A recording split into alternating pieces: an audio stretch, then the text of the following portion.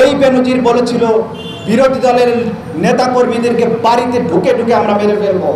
এই বেনজির এবং আজিজ এই দুইজনের নেতৃত্বে 2013 সালের 5ই মে শাপলা চত্বরে হেফাজত ইসলামের সমাবেশে হামলা চালিয়ে হাজার হাজার মানুষকে গুলি করে আহত করা হয়েছিল, শত শত মানুষকে হত্যা করা হয়েছিল, নিখোঁজ করা হয়েছিল।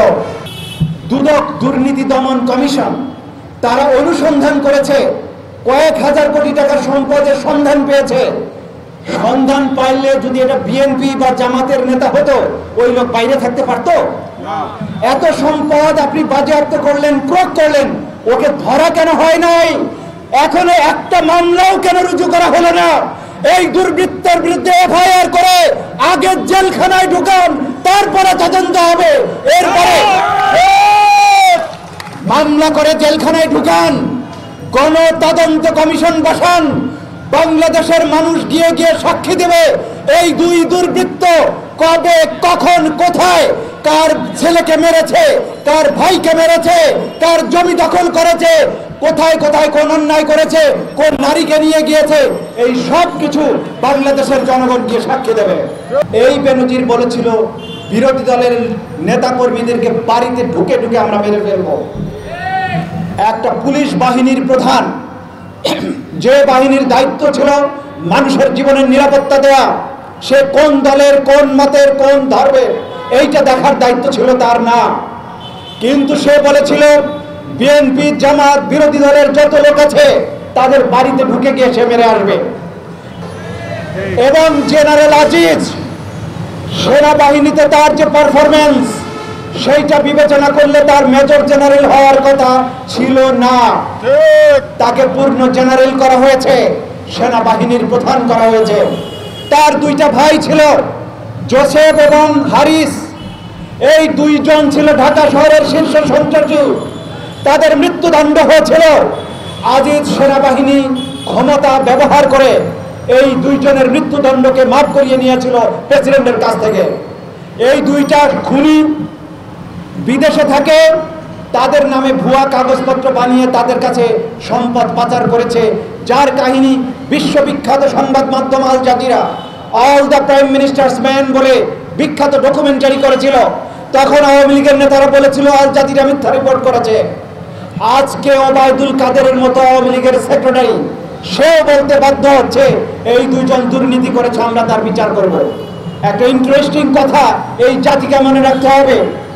ওবায়দুল কাদের যখন বলে এই দুইজন দুর্নীতি করেছে, তখন বুঝতে হবে এর আড়ালে অনেক বড় ঘটনা ঘটতে যাচ্ছে। বাংলাদেশে এই সরকার একটা ইস্যু দিয়ে আরেকটা বড় অপকর্মকে আড়াল করে। বেনজির এবং আজিজ ছিল তাদের প্রাণ পাখি, যেই দুইজনকে ব্যবহার করে তিনটা সাধারণ নির্বাচন ভোট ডাকাতির মাধ্যমে করার মাধ্যমে তারা ক্ষমতায় এসেছে। আজকে এই দুই কোরবানির গরুকে কেন জবাই করতে যাচ্ছে? কারণ হচ্ছে এই দুইটারে আর দরকার নাই। এই দুইটার কাহিনী নিয়ে জনগণ ব্যস্ত থাকুক। এই ফাঁকে তলে তলে ওদের একটা বিরাট শব্দ, তলে তলে, তারা খুব পছন্দ করে তলে তলে। আর গতকালকে কি হয়েছে? কেরোসিনের দাম বাড়ানো হয়েছে, ডিজেলের দাম বাড়ানো হয়েছে, জিনিসপত্রের দাম বাড়ানো হয়েছে। তলে তলে ইন্ডিয়ার সাথে চুক্তি হয়েছে, বাংলাদেশের রেল লাইন ব্যবহার করবে, তার জন্য তারা কোনো ট্যাক্স দেবে না। আমরা বেনজির, আনারের কাহিনী আর আজিজের গল্প নিয়ে মিডিয়া ব্যস্ত থাকবে, যেটা আমাদের ব্যারিস্টার সাহেব বলেছেন। তলে তলে দেখবেন বাংলাদেশটাই সে একসময় বিক্রি করে দিয়েছে। সুতরাং মিডিয়াকে, এই জাতিকে সাবধান থাকতে হবে। এই তিন দুর্বৃত্তের আলোচনা নিয়ে ব্যস্ত থাকলে হবে না। কেন এই তিন দুর্বৃত্তের আলোচনা এখন সামনে আসছে? তার পেছনে কোনো গভীর ষড়যন্ত্র আছে, সেটার পেছনে অনুসন্ধানী সাংবাদিকতা করুন, জাতি সেটার জন্য চোখ রাখুন। নইলে এই দেশের সার্বভৌমত্ব বিক্রি করে দিয়ে একদিন শুনবেন তারা দেশ ছেড়ে পালিয়ে গিয়েছে। সম্মানিত ভাই এবং বোনেরা, এক বেনজির এবং আজিজ যে পরিমাণ সম্পদ লুট করেছে, তা দিয়ে খুব সহজেই দুইজনের টাকা দিয়েই আরেকটা পদ্মা সেতু করা যায়। যেখানে সামান্য একটা পিয়নের চাকরি করতে গেলেও পুলিশ রিপোর্ট, গোয়েন্দা রিপোর্ট খুঁজে খুঁজে দেখে তার পেছনে কোনো ক্রাইম রিপোর্ট আছে কিনা, সে কোন দলের লোক, আওয়ামী লীগ, বিএনপি, জামাত না কার ছেলে, সেইখানে এই দুইটা এত বড় চোরকে, একটাকে আইজি বানিয়েছে, একটাকে সেনাপ্রধান বানিয়েছে। কে কখন কোথায় কোন অপকর্ম করেছে আপনারা কি বিশ্বাস করেন এই সরকারের প্রধান বা প্রধানমন্ত্রী এটা জানে না? অবশ্যই সে জানে, জেনে বুঝেই তাদেরকে এটা করার সুযোগ দিয়েছে। কারণ তাদেরকে ক্ষমতা দখলে রাখার জন্য, ভোট ডাকাতি করার জন্য, বিরোধী দলকে গুম করার জন্য, ক্রস ফায়ারে দেওয়ার জন্য, নিশ্চিহ্ন করার জন্য এদেরকে ব্যবহার করা হয়েছে। সুতরাং এক্সচেঞ্জের মাধ্যমে তাদেরকে আপনি ব্যবহার করেছেন। প্রয়োজন শেষ, এবার আল্লাহু আকবার বলে কুরবানি দেওয়ার জন্য এবার লাইনে দাঁড় করিয়েছেন। যে দুজন ব্যক্তিকে নিয়ে আজকে আমরা আলোচনা করছি, কথা বলছি, এই দুজন ব্যক্তি হচ্ছে সরকারের যে বিশাল অপরাধ চক্র, সেইটার টিপ অফ দি আইসবার্গ। এটার মানে হচ্ছে যে মহাসাগরে যখন বরফের খণ্ড ভেসে থাকে উত্তর মেরুর কাছাকাছি, সামান্য অংশটুকু ভেসে থাকে, কিন্তু ওই পানির নিচে বরফ পাহাড়ের সমান টুকরা কিন্তু লুকিয়ে থাকে। এইরকম বরফ খণ্ডের সাথে ধাক্কা লেগেই টাইটানিক জাহাজ এক সময় ডুবে গিয়েছিল। আজকে বেনজির যে পুলিশ বাহিনীর প্রধান সর্দার ছিল, আজিজ যে সেনাবাহিনীর প্রধান ছিল, এই দুইজন যদি সঠিকভাবে তাদের চাকরির রেকর্ড বিবেচনা করা হতো, তাদের প্রমোশন, বেনজির বড়জোর এসপি থাকতো, বড়জোর ডিআইজি হতে পারত। কিন্তু তাকে দিয়ে অপরাধ করানোর কারণেই তাকে সমস্ত মেধাবী এবং যোগ্য অফিসারদেরকে ডিঙ্গিয়ে তাকে আইজি বানানো হয়েছিল। উদ্দেশ্য ছিল বিরোধী দলকে দমন করা এবং দুর্নীতির মাধ্যমে রাষ্ট্রকে লোপাট করা। বাংলাদেশের উপকূলীয় জেলাগুলোতে প্রত্যেক বছর উপকূলীয় বাঁধ দেওয়া হয়। এই বাঁধের পিছনে হাজার হাজার কোটি টাকা খরচ করা হয়, কিন্তু সামান্য জোয়ার আসলেই এই বাঁধগুলো ভেঙে চলে যায়।